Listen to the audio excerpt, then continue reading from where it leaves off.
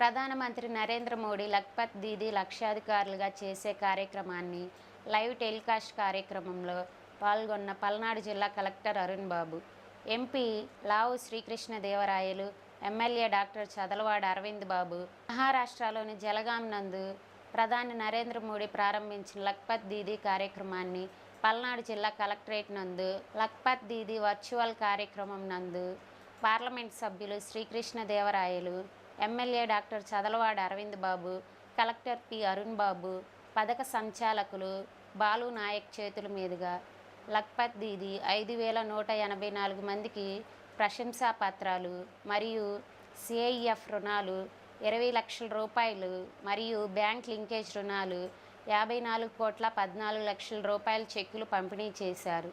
ఈ కార్యక్రమంలో లఖ్పత్ దీదీలు, సిఆర్పిలు, మహిళలు పాల్గొన్నారు.